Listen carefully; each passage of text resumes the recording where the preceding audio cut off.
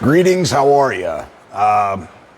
The service that I have may be spotty, but wanted to talk today about remedy and how to find remedy. First, one has to know who they are as a man, as a woman, where you hail from, where your authority comes from.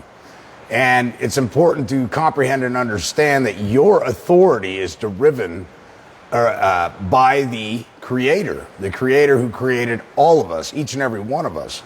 You see, the blood of Christ runs in our veins as well. And when you think about the phenomenal event that occurred that was full of great sadness, the greatest sacrifice any one man or woman could ever make, the sacrifice of Jesus Christ, right? When you think of the Lord, the Creator, the divine, however you want to identify the Creator is just fine. But think about that sacrifice. The sacrifice of giving your only begotten son, your only begotten offspring to liberate and free your creation, for which we gave free will to, right? Or he gave free will to. So what are our remedies here? Well, first of all, we have to realize there are two different realms here. We have public and we have private, and they're in our everyday life. See, in the public sector, you're considered, presumed and assumed to be an expert in commerce. And you may say, well, that's funny. I've never run a business in my life. But in all actuality, your whole life has been on the public side for the most part. From enrolling into school, which is a public side event, okay? From going to the doctor, which is a title of nobility, where you give what? Credentials, identification, and so forth, that may or may not be yours, right? The truth of the matter is, if you don't realize you're the beneficiary of the estate that was created for your interest and your benefit, then the opposite is assumed and presumed that you're utilizing something that doesn't belong to you. It's either one or the other. You either know that it's yours and it was set up for your benefit, and your mother created a master application for a birth certificate, which was in fact gave the state probate registrar, the ability to probate an estate. When we study trust law, it quickly becomes apparent that you can't have a trust that manifests into existence absent an estate. And that's why I keep teaching to you guys the importance of Genesis and the creation of the estate prior to dominion being granted, okay? So it's a trust relationship that is established through Genesis that shows us where our authority comes from, because our authority comes from the author, okay? The one who created it all, manifested it into existence, laid down the laws, the guidelines, and the principles for which we are to operate. But at the same time, even laying all that out, granted us free will, which means by design, we were designed to be manipulated in one fashion or the other. Because you can't have free will if your creation isn't able to be manipulated in one fashion or another, correct? So when we look at this free will that we have, it's glorious. It's absolutely beautiful. It gives us one of two paths we can go down. We either do the right thing or we do the wrong thing. And people go, well, Derek, there's a lot of things you can do that aren't legal. Well, legal is the muddying of the waters in between right and wrong. All right? Murder innately is wrong, clean across the board. I don't care how it happens. As long as there was intent to murder, murder is murder. But in legal land, murder can be homicide. It can be murder one. It could be murder two. It could be, a litany of different things in the legal world to justify their juxtaposition on how they seek to extort you financially. And why I say financially is because under CFR 277211, all crimes are in nature, all right? So one of the things that grabbed my attention was when I was in prison. I've been in prison 3 times now, never been guilty of a felony in my life, never been convicted of a felony, I rather should say, in my life. And I've been to the prison 3 times now. All right, once for 72 hours, once for 10 minutes, and the other time 16 days. It was in my 16 days in solitary confinement. Again, I'm gonna lose service here and there, but it was in the 16 days that I was incarcerated in a solitary confinement in prison that I began to start to read the Bible.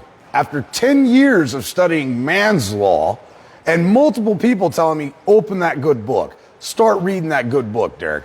You're ready. Read that good book. That book is so powerful. You know enough now with the language that you have learned and acquired and the dictionaries that you read through, that if you read that good book, it will come full circle for you. I cannot express to you enough how important that Bible is, okay? And people go, well, why the 1611 King James Bible? It's been manipulated by a sadistic freak who altered it. Granted, it was rewritten. It has been altered. It's been taken from the Hebrew language and put into English, and obviously there are things lost in translation. But do you think the good Father would allow his message to be ripped out of that good book? The answer is no. It's still there. It's reading between the lines, reading between the parables, and comprehending what is being said. Now, in that good book, it starts to talk about inequities, right? But if we name one thing, we also equally and oppositely say the opposite thing. So if we're talking about inequities, then that means that there are equity that is in that book as well. You just have to know how to read it, how to see it, how to be able to make that determination to see what it's actually speaking about, right? And it's really not that hard. So some remedies. Let's talk about some remedies in the public sector, because a lot of people like to argue the fact that, well, it's all fraud. Well, if it would be true, except for the fact that they have provided remedy even in the public side. But it's a lot more difficult to enforce the remedy on the public side than it is on the private side, okay? A lot of people bring suit against actors and agencies without first giving due process of law, meaning notice and opportunity to agents and agency, intent to sue, letter of fault, letter of default, submitting a declaratory judgment, and a writ of execution. Many people don't do that on the private side first. They think that they have a cause of action to sue, and naturally they go right into the court and try and move a suit. And many of your suits are being dismissed for a frivolous claim for which relief cannot be granted for the denial of due process. You didn't follow and execute due process of law, and thus there's nothing the administrator can do. Remember, the administrator is simply looking at the process. It all falls underneath the military DOD, and then when you understand that it falls underneath the Department of Defense, which is a military operation, and you understand how the military operates, everything is a procedure, period. There isn't anything that's done in the military that's on a whim. Everything is procedure, everything is noted, documented, timely executed, and moving forward, right? Like a well-oiled machine. That doesn't mean that they don't squander and waste a bunch of time and frivolous fiat, because they do. But when they execute a process, there's a chain of command, a chain of title. There's a process for which must be executed point by point by point to ensure that everything is done right. For example, when they launch a space shuttle, ladies and gentlemen, there is a checklist that they go through to ensure that when they launch this shuttle without a hitch to the best of their ability. We can look at that same process and call it due process of law, due process of flight, right?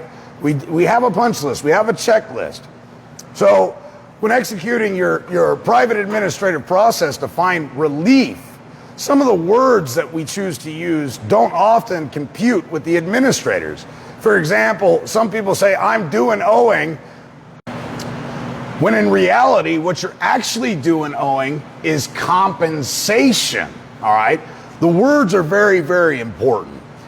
Without being articulate and well-versed in vocabulary, you may struggle to bring forth a claim for which relief can be granted due to the fact that the words you're using may have multiple meanings, right?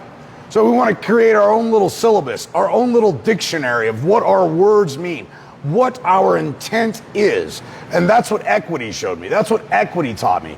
Looking at Joseph Story, Pommery, Aristotle, when you start to read these guys' works, they were geniuses ahead of their time in reality. Even Blackstone was ahead of his time studying equity, but he was older in age and unfortunately died before he really figured out the true beauty of equity.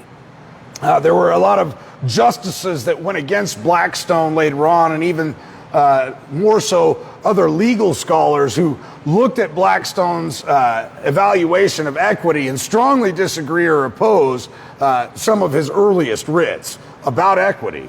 And equity, again, being on the private side, not the public. So when we start to look at remedy, what's some of the remedy in the public side that is provided for us, but it couldn't possibly be fraud? Because there's remedy. Is what they're doing annoying? Absolutely. Is what they're doing perceived to be wrong? Could be. But when you finally realize that on the commercial side, everything is an offer to contract, that's it. It's not a threat. It's not anything else. It's an offer to contract. And remember, there's only two ways to remain in honor. Accept the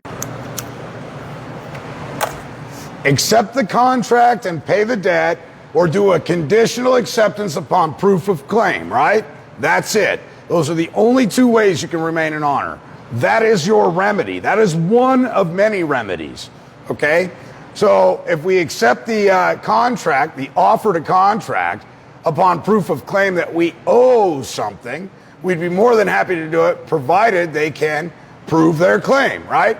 And on the flip side of that, prove their claim, we need to be very clear about the stipulations, because we're creating contract here, the stipulations of how we're going to be compensated for our time, provided these cretins can't prove their claim, which I will tell you this with firsthand knowledge, 90% of agents and agency cannot testify with firsthand knowledge about anything, So let's talk about remedy in traffic citations, for example.